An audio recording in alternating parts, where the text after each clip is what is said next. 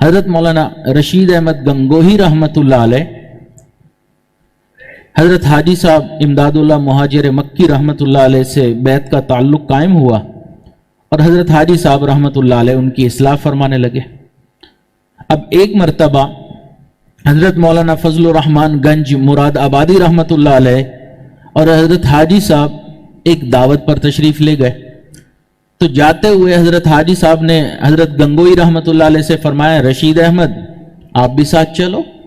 اب یہ اس وقت سالک تھے، سلوک سیکھ رہے تھے۔ جب وہاں پہنچے تو حضرت حاجی صاحب نے ایک پلیٹ میں کچھ سالن ڈالا اور ساتھ میں ایک دو چپاتیاں رکھ دیں اور فرمایا رشید احمد یہ لو اور دسترخوان کے کونے پہ بیٹھ کے کھا لو۔ اب تھوڑی سی دال، ایک چپاتی، دو چپاتی ایک بندے کو دی اور فرمایا کہ دسترخوان کے کنارے پر بیٹھو کونے پر اور کھا لو، جبکہ اپنے سامنے مرغ مسلم رکھے ہوئے، مزے مزے کی ڈشیں ہیں۔ اب ہم جیسا ہوتا وہیں پر بیعت ہی تعلق، بیعت ہی توڑ لیتا کہ ہمارے شیخ کو تو مساوات ہی نہیں آتی کہ خود یہ کر رہے ہیں اور ہمارے ساتھ یہ معاملہ۔ لیکن حضرت گنگوہی رحمتullah علیہ سمجھتے تھے کہ ولی کامل ہیں،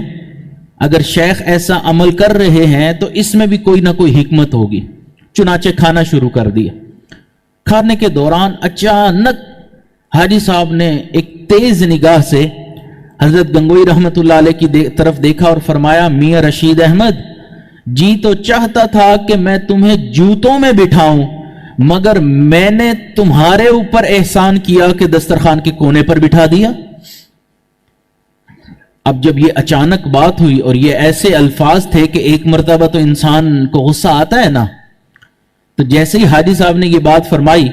تو حضرت گنگوہی کے چہرے پر ایک مسکراہٹ آ گئی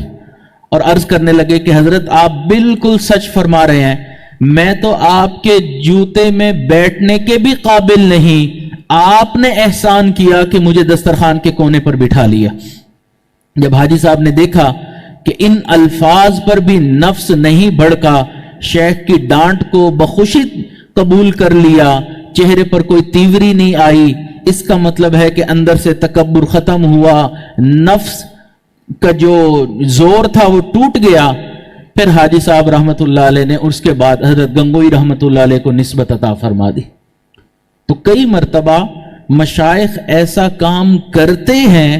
تاکہ دیکھ سکیں کہ سالک جو اتنے عرصے سے رہ رہا ہے کیا واقعی اس کا نفس مرا ہے یا ابھی تک نفس قوی ہی ہے، کہ تھوڑی سی بھی بات کر دو کہ فوراً بھڑک جاتا ہے، غصہ آ جاتا ہے۔